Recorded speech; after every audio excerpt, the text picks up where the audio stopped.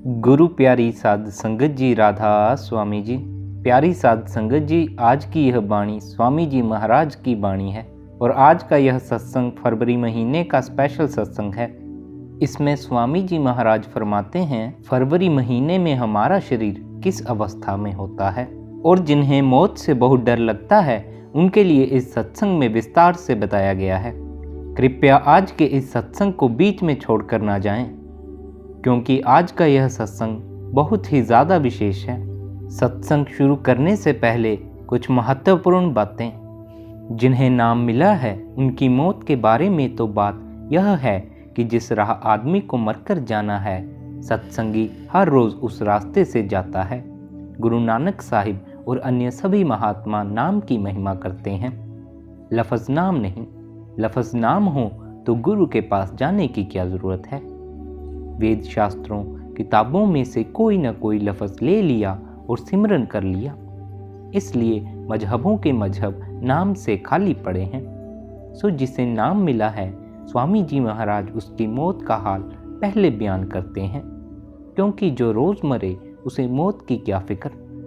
हम देखते हैं कमाई वालों को 6-6 महीने पहले मौत की खबर मिल जाती है। जो मामूली भक्त हैं उन्हें भी 10-12 दिन पहले, किसी को 2-4 दिन पहले आकर सतगुरु बता जाते हैं कि फलाने दिन चलना है। जो सतगुरु शिष्य की मौत के वक्त ना आया, हम उस सतगुरु को दूर से ही सलाम कर देते हैं और ऐसे नाम को भी। पर अगर शिष्य नाम लेकर कमाई न करे, फिर गुरु की मौज है। आए उसकी मौज है, ना आए उसकी मौज है। यह उसका विरध है कि वह अपने शिष्यों की संभाल करता है। सत्संग के वचन। सावन आया मास दूसरा, सास मरी घर आया ससुरा। सबसे पहले स्वामी जी महाराज सत्संगी की मौत बयान करते हैं। जब मौत आती है, शब्द प्रकट हो जाता है। कई बार बीमार का 2-2, 3-3 दिन पहले बोलना बंद हो जाता है। यानी जब शब्द आता है, आशा मनसा मर जाती है। यहाँ तक देखा गया है कि जिन औरतों के 2-2 साल के बच्चे थे, उन्होंने कई दिन पहले से बच्चों को दूध देना बंद कर दिया। उनके रिश्तेदारों ने बहुतेरा मजबूर किया कि तू सतगुरु से अर्ज कर, तेरा लड़का अभी ना समझ है, तुझे 2-4 साल के लिए छोड़ जाएं। तो उन औरतों ने जवाब दिया कि मैं 2-4 घड़ी भी रहना पसंद नहीं करती। अगर आदमी की सूरत अंदर लगी हुई हो और उससे औरत, पुत्र या और कोई नज़दीकी रिश्तेदार आकर बुलाए तो वह बोलता नहीं, गैर सत्संगी से बात नहीं करता। यानी सूरत शब्द के साथ जुड़ी हुई है, सूरत उसे छोड़ना पसंद नहीं करती। अब आगे स्वामी जी महाराज फरमाते हैं, काली घटा श्याम मन हुआ, श्याम कंज में यह मन मुआ। हालांकि सारी उम्र दुनिया के भोग भोग कर मन काला हो गया था, नाम लेकर रख छोड़ा था, कुछ किया नहीं था, अंदर पर्दा नहीं खुला हुआ था। फिर भी जब सद्गुरु ने तवज्जो दी, रूह उलटकर सहसदल कब्र में चली गई। वहां जोत जल रही है।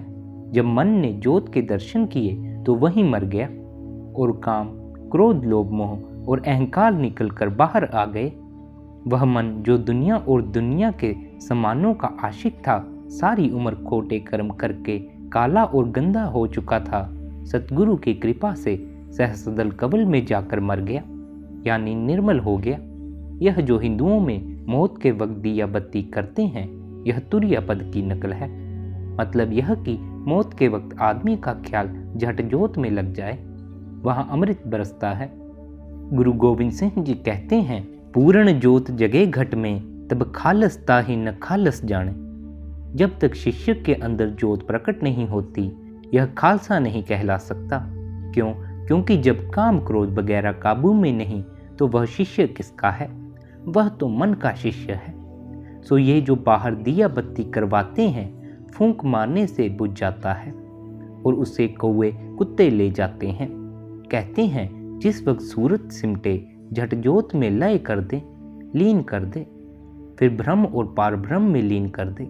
मानो श्यामकंज यानी सहसदल कब्र में पहुंचकर मन काबू आ जाता है। जो रोमन कैथोलिकों के गिरजे में बत्ती जलाई जाती है, यह भी बाहरी है। यानी लोग असली रास्ता भूल गए और उन्होंने बाहरी रास्ते बना लिए। अब आगे गुरु साहिब फरमाते हैं, गरजे बादल चमके बिजली, मनसा मोड़ी आशा बदली। जिस वक्त अंदर जोत देखी और जो अंदर गुरबानी हो रही है उसे सुना, और वहाँ जो अमृत बरस रहा है उसे पिया तो झट पता लग गया कि जो दुनिया है यह तो गंदगी का ढेर है। वहाँ जाकर जन्मों जन्मों की सोई हुई आत्मा जाग उठी। दुनिया और दुनिया के ख्याल उड़ गए, काम क्रोध वगैरह का नाश हो गया और उनकी जगह गुरु का प्रेम और प्यार आ गया। तवज्जो गुरु और नाम की तरफ हो गई। अब हर वक्त नाम का इश्क, नाम का प्यार और नाम का ही ख्याल है। अब आगे स्वामी जी महाराज फरमाते हैं, सूरत निरत की झड़ियां लागी, धुन अनंत शब्दन से चाली। सावन का महीना बारिश का होता है, ठंडा और सुहावना होता है। इस तरह अंदर सुहावना समा है। रूह अमृत पीती है, वहाँ जो अमृत बरस रहा है उसे पीकर अजीब खुशी और आनंद पैदा हो गया। अंदर बड़े प्रेम और प्यार की धुन आ रही है, यानी अंदर कीर्तन हो रहा है। 10 किस्म की धुनें यहाँ मौजूद हैं। उस धुन में कशिश है, वह रूह को हर वक्त खींचती रहती है। मौत के बाद यह हाल होता है किसका? जो नाम जपता है। और ये दुख किनके लिए हैं? जो निपट संसारी हैं, जिन्होंने जीते जी नाम नहीं जपा। जो जीते जी खंडों ब्रह्मांडों पर गए, उनके लिए मौत तो खेल है। अब स्वामी जी महाराज फरमाते हैं, वृद्ध अवस्था चेतन लागी, काल आए जब सिर पर गाजी। कहते हैं चाहे बुढ़ापे में नाम मिला है, मौत सिर पर खड़ी थी, फिर भी सतगुरु संभाल करता है। जब सत्संगी की मौत आती है और रूह 9 द्वारों को छोड़कर ऊपर आती है, वहाँ 2 रास्ते हैं, दायां और बायां। दायां सतगुरु का है और बायां काल का है। सतगुरु वहाँ रूह की संभाल करता है, फिर देखता है कि अगर इसके दिल में दुनिया की ख्वाहिशें हैं तो कुछ देर सहसदल कब्र में ठहरा कर इसे जन्म दे देता है। मगर पहले जन्म से अच्छा यानी अगला जन्म श्रेष्ठ होता है। और अगर दुनियावी ख्वाहिशें नहीं हैं और भजन नहीं भी हुआ तो जन्म नहीं देते, बल्कि वहीं सूक्ष्म शरीर में भजन करवाकर दर्जा ब दर्जा ऊपर ले जाते हैं। इसे वापस लाने वाली कौन सी चीज़ है? दुनिया और दुनिया की प्रीति और यहाँ की ख्वाहिशें। अब स्वामी जी महाराज फरमाते हैं, जमपुर से अब सतगुरु राखें, बहुतक जीव मौत दर ताकें। अब सतगुरु ने यमदूतों के हवाले नहीं किया, उसका हिसाब सतगुरु के पास ही रहेगा। अगर नाम लेकर यमदूतों के पास ही जाना है तो ऐसे नाम को और सतगुरु को हम दूर से ही सलाम कह देंगे। नाम वाले के पास यमदूत नहीं आते, बशर्ते वह नाम की कमाई करता हो। अगर यह कहे कि बिना भजन के सचखंड ले जाएंगे तो यह झूठ है। क्या बिना पढ़े कोई BA MA पास हो सकता है? कभी नहीं। यही असूल यहाँ है। सो सतगुरु क्या करते हैं, सहस्रदल कबल में भजन करवाकर धीरे धीरे कभी दूसरे स्थान पर, कभी तीसरे पर और कभी चौथे पर ले जाएंगे, आखिर पहुंचाकर ही छोड़ेंगे। अब आगे गैर सत्संगी की मौत का बयान करते हुए कहते हैं, काल घटा जब आकर छाई, धारा मौत अधिक बरसाई, जीवन अनेक रहे घबराई, काया घड़ उन दिन दवाई। जिन्हें नाम नहीं मिला यह उनका हाल है। मौत का वक्त है, काल को आना है और इसका शरीर रूपी किला ढहा देना है। यह घबराता है और कहता है कि किसी हकीम को बुलाओ, किसी डॉक्टर को बुलाओ, कोई है जो मुझे मौत से बचा ले। मौत को पसंद नहीं करता। अब बचाए कौन और रखे कौन? माँ बाप, भाई बेटा बेटी पास ही खड़े हैं। धर्मराय के यमदूत आते हैं, कान से पकड़ कर ले जाते हैं। इतना भी पता नहीं लगता कि किस राह से ले गए। अब यह यमदूतों के साथ जाता है, जो कुछ इसके साथ बीतता है यही जानता है। अब आगे स्वामी जी महाराज फरमाते हैं, जमपुर जाए जीव पछतावे, जम के दूत तिन बहुत सतावे। राह में प्यास लगती है, यह कहता है पानी दो। यमदूत कहते हैं पानी है नहीं। हाँ, तूने जो फलाना पुण्य दान किया था, अगर उसका फल तू हमें दे दे तो हम तुझे पानी दे देंगे। बेचारे को वहाँ सब कुछ देना पड़ता है, मतलब कि जितने नेक कर्म पुण्य दान आदि किए होते हैं सब कुछ रास्ते में यमदूत छीन लेते हैं। कहते हैं फिर क्या किया जाए, नाम की कमाई करो। यम नाम के नज़दीक नहीं आता, डरता है। अब आगे स्वामी जी महाराज फरमाते हैं, नाना कष्ट देह पल पल में, फिर फांसी डालें गल गल में। पहले तो जान निकलने में ही बड़ा दुख होता है, रूह कांप उठती है, जिस तरह बकरी के सामने शेर होता है। फिर जब यमदूत मारते हैं, उसके बारे में कुछ न पूछो कि कितना दुख होता है। एक समय का वाक्य है कि जब एक व्यक्ति को मौत आई तो कहता है, मुझे बचाओ, यह गाय सींग मारती है, वह गाय सींग मारती है। इस तरह जब एक पुलिस इंस्पेक्टर की मौत आई तो अपनी पत्नी से कहता है कि मुन्ने की माँ, देख यमदूत मेरे हाथ जलाते हैं, मुझे यह दुख देते हैं, वह दुख देते हैं। यह जैसे जैसे खोटे कर्म करता और गंदे भोग भोगता है, उसके मुताबिक यमदूत दुख देते हैं, वो नरकों में डालते हैं। गुरु साहिब कहते हैं, जो मालिक का नाम नहीं जपते और खोटे कर्म करते हैं, विषय भोगते हैं, उन्हें यमदूत गर्म खंभों से चिपटाते हैं। जो देखते हैं वे कहते हैं। अब आगे स्वामी जी महाराज फरमाते हैं, कुंभी नरक माहिंदे गोते, जीव सहे दुख अति कर रोते। कुंभ का अर्थ है घड़ा, एक बड़ा भारी नरक है जिसमें तमाम किस्म की गंदगी और विष्ठा भरी हुई है।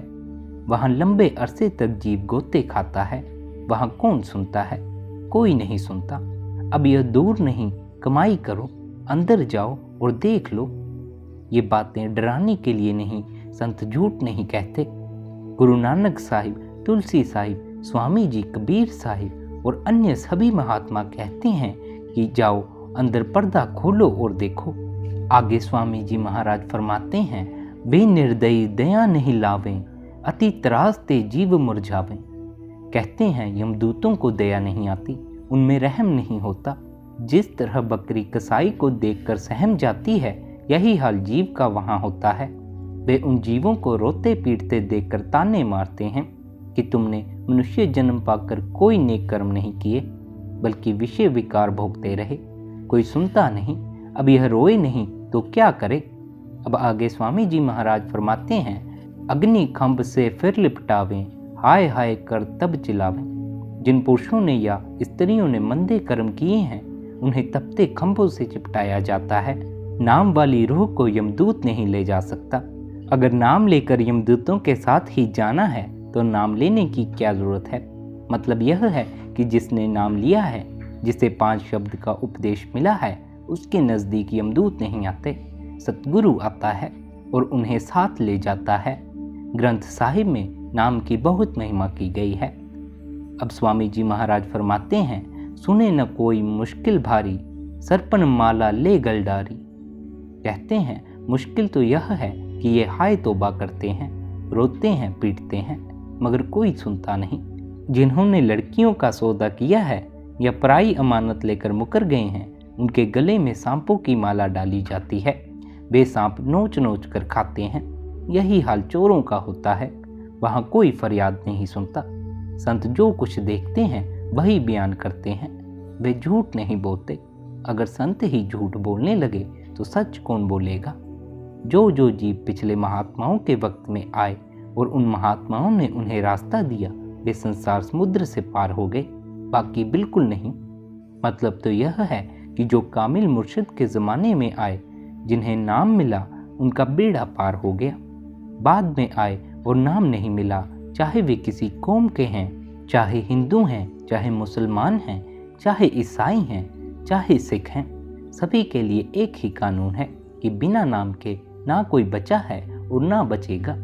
हमारी तालीम यह है कि जीते जी अंदर चढ़ो और देखो। हम यह नहीं कहते कि आप अंधविश्वास करो, कोई नहीं कहता कि इन पर रहम करो, क्योंकि रहम करने वाला वहाँ कोई है नहीं। अगर कोई है तो यमदूत, जो अपने सेवकों को कहते हैं कि इन्हें खूब मारो और मारो। इन्होंने मनुष्य जन्म पाकर कोई नेक काम नहीं किया। चारों तरफ से मारो मारो की आवाज़ आती है। अब आगे फरमाते हैं, नरक में अति त्रास दिखावें, फिर 84 ले पहुँचावें। अब नरकों का ब्यौरा देते हैं। है तो बहुत सारा, लेकिन सिर्फ इतना ही कहा जाता है कि पहले जिस वक्त मौत आती है, यमदूत इसकी रूह को ज़बरदस्ती निकाल लेते हैं। यह बड़ा भयानक समय होता है। हिंदुओं के शास्त्र कहते हैं कि मौत की तकलीफ 1000 बिच्छुओं के एक साथ डंक मारने के बराबर है, और मुसलमानों की किताबें कहती हैं कि अगर एक कांटेदार जाड़ी मुंह के रास्ते दाखिल करके पखाने के रास्ते से निकाली जाए तो मौत के वक्त इस कदर तकलीफ होती है। इसके बाद नरकों में डाला जाता है, वहाँ बड़ी तकलीफ होती है। जिस वक्त यह नरकों के दुख भोग लेता है तो फिर इसको मनुष्य तो नहीं बनाते, बल्कि 84 लाख योनियां भुगतवाते हैं, जिनका ब्यौरा इस तरह है। पहले पेड़ पौधे हैं, इनको काफ़ी वक्त इनमें जन्म लेने और मरने में लग जाता है। फिर कीड़े पतंगों की किस्म में लाते हैं, फिर पक्षियों की जमात में और फिर पशुओं की जमात में लाते हैं। हर एक जमात में बहुत लंबा समय लग जाता है। इन सब के बाद मनुष्य जन्म मिलता है। अगर मनुष्य जन्म में नाम मिल गया तो मुक्ति का सामान हो गया। अगर नाम न मिला तो फिर 84 का 84 में ही रहा, नरकों में अलग जाना पड़ा। यह पापी पुरुषों का हाल है। जो विषय विकार भोगते हैं, यह उनका हाल है। अब आगे गुरु साहिब फरमाते हैं, गुरु भक्ति बिन यह गति पाई, नर देही सब बात गवाई। कहते हैं यह दुख क्यों पाया? फिर आप ही जवाब देते हैं कि या तो गुरु नहीं मिला, और अगर मिला तो उनका कहना नहीं माना, न भजन किया न सिमरन किया। मनुष्य जन्म इंद्रियों के भोगों और मन की खुशी में गुजार दिया। अब मौत के वक्त हिसाब देना पड़ा। ऐसी घटनाएं आप रोज देखते हो। अब कहते हैं कि हमारा दुनिया में दुश्मन कौन है? मन और इंद्रियां। हर एक इंद्रिय धर्मराय के दरबार में इसके खिलाफ गवाही देती है। हाथ गवाही देते हैं कि इसने फलाना बुरा कर्म किया था। आंखें गवाही देती हैं कि इसने फलाने को बुरी नज़र से देखा था। इस तरह बाकी इंद्रियों का हाल समझ लो। वहाँ संत ही बचाएं तो बचे, वरना इसके बचने की कोई सूरत नहीं। सारी की सारी इंद्रियां इसके विरुद्ध गवाही देती हैं। अब संत क्या कहते हैं? वे कहते हैं कि तू भजन कर, सिमरन कर। अगर यह न समझे तो वे क्या करें? जब संत कहते हैं कि यह काम छोड़ दे, वह काम छोड़ दे, अगर यह न छोड़े तो वो क्या करें? अब कहते हैं कि अगर यह गुरु की भक्ति करता है, गुरु के साथ प्यार करता है, तो इतने उपद्रव करता ही क्यों? स्वामी जी महाराज फिर फरमाते हैं, जो जो भजन भक्ति से चूके, तिनके मुख जम पल पल थूके। जिन्होंने विषय विकार भोगे हैं और कई तरह के खोटे कर्म किए हैं, जब वे नरकों में जाकर यमदूतों के हाथों से सजा भोगते हैं तो यमदूत मारते हैं। साथ ही कहते हैं कि तुम्हारा मुंह देखने के काबिल नहीं, बल्कि थूकने के काबिल है। तुमने मनुष्य जन्म पाकर भजन नहीं किया, भक्ति नहीं की, बल्कि कई खोटे कर्म किए। अब कर्म तो खुद करता है, दोष किसे दे? चाहे प्रारब्ध हैं, चाहे क्रियामान हैं, इसके अपने किए हुए कर्म हैं। अगर इसके अपने किए हुए ना हों तो इसे सजा कौन दे सकता है? सो आप जेलों में जाकर देखो, थानों में जाकर देखो कि मुजरिमों को कितना मारते हैं, बड़ा दुख देते हैं और दौलत हड़पते हैं। कहते हैं जिन्हें मनुष्य जन्म पाकर सद्गुरु नहीं मिले, नाम नहीं मिला, उन सभी की ऐसे ही हालत होगी। क्यों? क्योंकि बचाने वाली दो ही चीज़ें हैं, एक गुरु, दूसरा नाम। अगर दोनों चीज़ें नहीं मिली तो बचाए कौन? कहते हैं बिना सद्गुरु के कोई भी 84 और यमदूतों से नहीं बच सकता, क्योंकि नाम के बिना उद्धार नहीं है और नाम सद्गुरु से मिलता है। सो जब तक सद्गुरु और नाम नहीं मिलते, इसका कुछ भी नहीं बनता। बिना नाम यह गधा, कुत्ता, बिल्ला, घास फूस बनता फिरता है। अगर 84 का चक्कर खत्म करना है तो सद्गुरु और शब्द की शरण लो। अब आगे स्वामी जी महाराज फरमाते हैं, धन्य बाग हम सतगुरु पाया, चढ़ी सूरत मन गगन समाया। अब हजूर बिना नाम वालों की हालत बयान करके फिर नाम वालों की तरफ आते हैं। नाम वाली रूह कहती है कि मेरे धन्य भागे हैं कि सतगुरु ने मुझे संभाल लिया, यमदूतों से बचा लिया और अंदर शब्द के साथ जोड़ दिया। जिस तरह किसी आदमी को जंगल में ठग डाकू घेर कर कत्ल करना चाहते हूँ, अचानक कोई अपना आदमी आ जाए और वह उनसे छुड़ा ले तो उसे कितनी खुशी होती है। ठीक इसी तरह सतगुरु इसके साथ सलूक करते हैं, बल्कि जब सतगुरु आते हैं तो सारे यमदूत पीछे हट जाते हैं। अब स्वामी जी महाराज फरमाते हैं, सुन मंडल जाय झूला झूली, सावन मास लिया फल मूली। सावन भादों के महीने में बारिश होकर ठंड हो जाती है। स्त्रियां और पुरुष बाहर पेड़ों पर झूला डालकर झूलते हैं। अब कहते हैं कि यह तो दुनिया में होता है, मगर असली सुख कहाँ है? फिर आप ही जवाब देते हैं कि पार ब्रह्म में। अब रूह तुरिया पद को छोड़कर, ब्रह्म को छोड़कर पार ब्रह्म में आ गई और रूह के ऊपर से तीनों शरीर स्थूल, सूक्ष्म और कारण उतर गए। यहाँ आकर इसके ऊपर से पर्दे उतर जाते हैं। यहाँ रूह का अपना नूर 12 सूरज का है। यही रूह एक मच्छर में है, वही रूह एक हाथी में है। अब इतना ताकत वाला होकर भी इंसान को यह समझ नहीं आता कि वह क्या चीज़ है, वह कौन है, इसकी हस्ती क्या है। जब तक इसके ऊपर से पर्दे नहीं उतर जाते परमात्मा की तो क्या, इसे अपने आप की भी खबर नहीं है।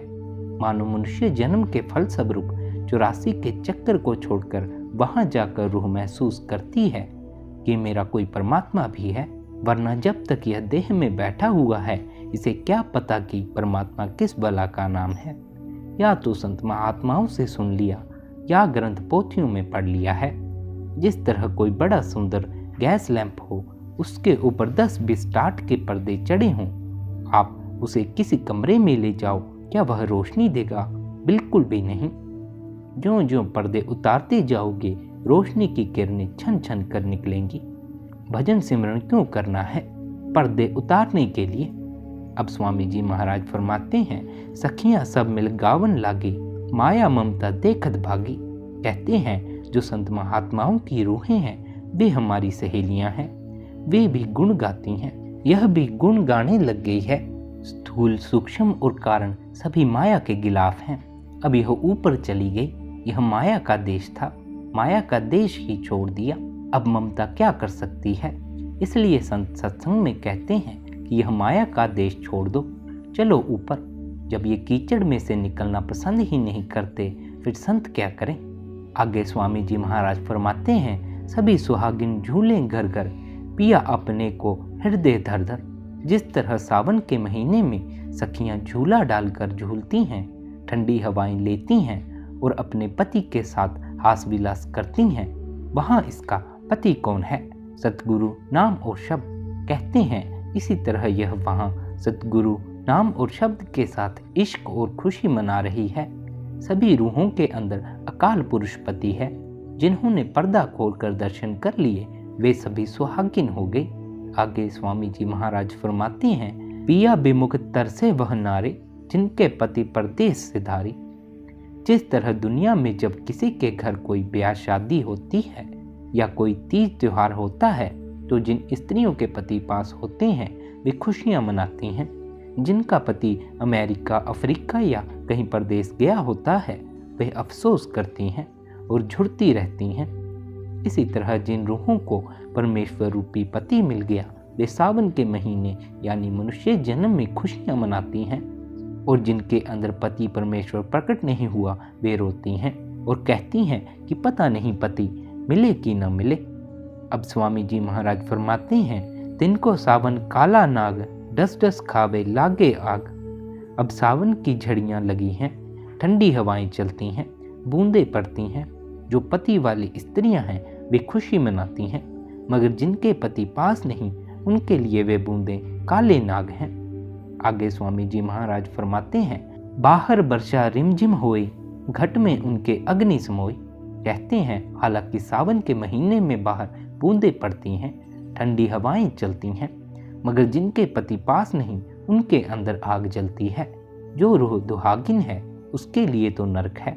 इसी तरह जो अंदर गए उनके लिए तो खुशी और शांति है, मगर जो नरकों में गए उनके लिए आग है। आगे स्वामी जी महाराज फरमाते हैं, अग्नि लगी मानो तन मन फूका, उनके भावे पड़ गया सूखा। जिनके पति परदेश हैं उनका तन मन जलता है, उनके लिए मानो पानी बरस ही नहीं रहा, उनके लिए सावन आया ही नहीं।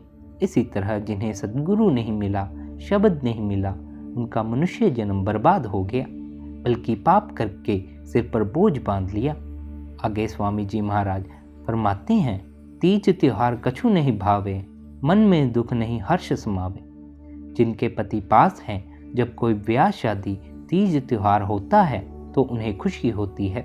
इसके विपरीत मैंने कई बार देखा है कि जिनके पति परदेश हैं या जो विधवा हैं वे ऐसे मौकों पर रोती हैं। इसी तरह जिन्हें नाम मिल गया वे मनुष्य जन्म में सुख भोगते हैं, और जिन्हें सद्गुरु रूपी पति नहीं मिला वे नरकों में रोते रोते जाते हैं। आगे स्वामी जी महाराज फरमाते हैं, पिया बिन साबन कैसा आया, जेठ तपन जस जीव जलाया। जिस तरह उस दुहागिन स्त्री के लिए सावन का महीना बरसा ही नहीं, उसके लिए सावन ऐसा है जिस तरह जेठ तप रहा है। जिस रूह को नाम नहीं मिला, सद्गुरु नहीं मिला, उसके लिए मनुष्य जन्म जैसा आया वैसा न आया। जिस तरह कुत्ते बिल्ले जन्म भोग कर चले गए, इसी तरह वह चला गया।